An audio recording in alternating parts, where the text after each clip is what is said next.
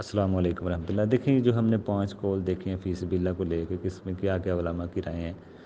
پہلے قول کی ہم دلیل دیکھتے ہیں، جو کہتے ہیں، جو امام مالک، امام شافعی، امام حنبل کے ہاں بھی ایک رائے پائی جاتی ہے، امام یوسف اس قول کے قائل ہیں کہ زکوٰۃ سے فی سبیل اللہ سے مراد جنگ ہے۔ اب ان کی دلیل دیکھتے ہیں۔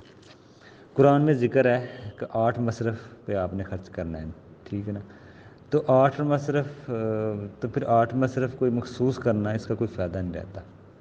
اللہ نے جو نیکی، دیکھیں اگر یہ کہا جائے کہ 8 مصرف سارے نیکی کے کام ہیں، تو پھر تو یہ 8 مصرف کی کوئی ضرورت ہی نہیں بنتی بیان کرنے کی، اس کا کوئی فائدہ ہی نہیں رہتا، کوئی مقصد ہی نہیں رہتا۔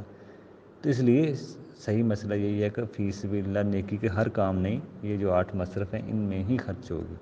فی سبیل اللہ سے مراد جنگ ہی ہے، خاص معنی عام نہ کیا جائے، اس کا معنی خاص ہے، عام نہ کیا جائے۔ اگر ہر نیکی کے کام کو لیا جائے تو پھر 8 مصرف بیان کرنے کی کیا ضرورت تھی اللہ کو؟ یہی کہہ دیا جاتا کہ ہر نیکی کے کام میں آپ زکوٰۃ کا مال دے سکتے ہیں، ہر نیکی کے کام سے مراد ہی لینا تھا، تو الگ سے یہ مصرف بیان کرنے کی کوئی ضرورت نہیں بنتی۔ پھر یہ کیوں کیے گئے؟ تو دیکھیں جہاں پہ انما کا آئے نا، انما کے ساتھ یہ بیان کیا گیا۔ انما کا معنی یہی ہے کہ کسی کو خاص کرنا، عام نہیں۔ فی سبیل اللہ سے مراد پہلا قول کی دلیل کہ جنگ ہی ہے، زیادہ تر فقہا اسی کے قائل رہے ہیں، جمہور علماء۔ تو یہی بہتر قول نظر آتا ہے کہ جیسے اللہ نے جب بیان کر دیے خاص مخصوص، تو پھر نیکی کے ہر کام کے لیے اگر مسئلہ ہو تو پھر تو 8 مصرف بھی نیکی کے کام ہیں سارے، تو پھر یہی کہہ دیا جاتا ہے نیکی کے کسی بھی کام میں، تو یہ 8 مصرف میں ہی رہنا چاہیے۔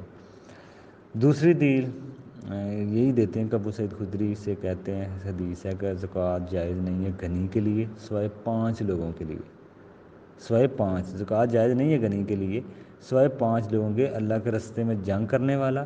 دیکھیں یہ پوائنٹ کو سمجھیں، 5 میں سے ایک اللہ کے راستے میں جنگ کرنے، اللہ کے نبی کے حدیث ہے کہ زکوٰۃ جائز نہیں ہے غنی کے لیے سوائے 5 لوگوں کے۔ غنی کے لیے جائز نہیں ہے، لیکن ان کے سوا 5 لوگ، جیسے کہ وہ غنی ہو سکتے ہیں اللہ کے راستے میں جنگ کرنے والا، ٹھیک ہے، فی سبیل اللہ، الغازی فی سبیل اللہ۔ دوسرا عاملین، زکوٰۃ کا مال وصول کرنے والا۔ تیسرا غارمین، قرض دار جن کے اوپر قرض ہو۔ چوتھا ایسا آدمی جو اپنا مال سے زکوٰۃ کا مال خرید لے۔ 5واں ایسے آدمی کے لیے بھی جائز ہے جو ہدیہ پا کے طور پر کھا سکتا ہے کسی مسکین ہمسائے، جیسے کسی مسکین ہمسائے سے پاس کچھ آیا مال تو وہ ہدیے کے طور پہ کھا سکتا ہے۔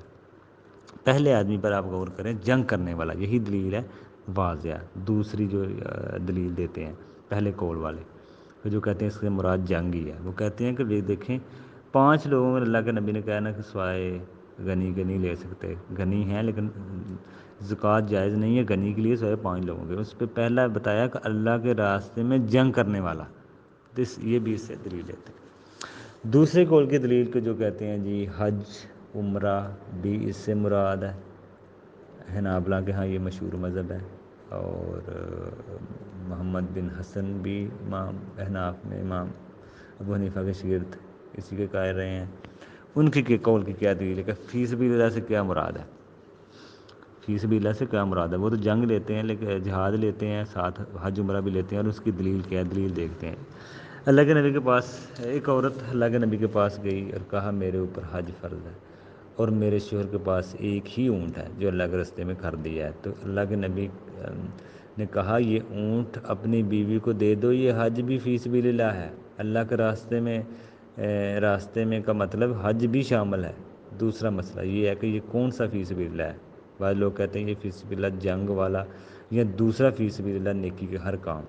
یہ نیکی کے ہر کام یہی واضح نہیں ہے، اس میں واضح نہیں ہے کہ یہ عام فی سبیل اللہ ہے ہر نیکی کا کام، یہ خاص فی سبیل اللہ کہ اس سے کیا مراد ہے، واضح نہیں ہے اس میں، کیونکہ قرآن میں یہ بھی آتا ہے کہ اللہ کے راستے میں خرچ کرو، عام فی سبیل اللہ، تو وہ عام فی سبیل اللہ کہا جا رہا ہے، اللہ کے نبی نے کہا ہے، جنگ والا نہیں کہا۔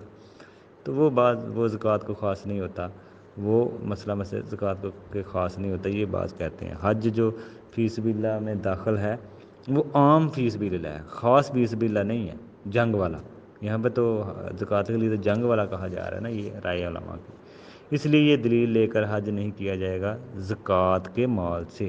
دلیل پر غور کرنی چاہیے، یہ دلیل نہیں بنتی، اس لیے فقیر پر حج تو بہرحال فرض بھی نہیں ہے، دیکھا جائے تو فقیر کے اوپر تو جب حج ہی فرض نہیں ہے تو پھر حج کے مال سے، زکوٰۃ کے مال سے حج کرنا، یہ پھر کیسا مسئلہ ہوگا؟ تو اس لیے یہی بہتر معلوم ہو رہا ہے کہ یہ دلیل بھی حج عمرے کے لیے ٹھیک نہیں ہے، کہ یہ کیونکہ عام فی سبیل اللہ کے بارے میں کہا جا رہا ہے، لیکن میں نے جو کہا تو اس سے حج عمرہ کرنا یہ ٹھیک نہیں ہے۔ ویسے ہی فقیر مسکین پر حج فرض ہی نہیں ہے، ٹھیک ہے نا۔ تو تیسرے قول کے بارے میں بھی کہ دیکھیں گے آگے تھوڑی سی وضاحت کی، جو پہلے دو قول کی دلیل تو آ گئی ہے، آگے ہم انشاءاللہ جو تیسرے قول کی دلیل ہے وہ بھی، چوتھے قول کی دلیل اور پانچ کے بھی بارے میں کچھ دیکھیں گے۔ السلام علیکم۔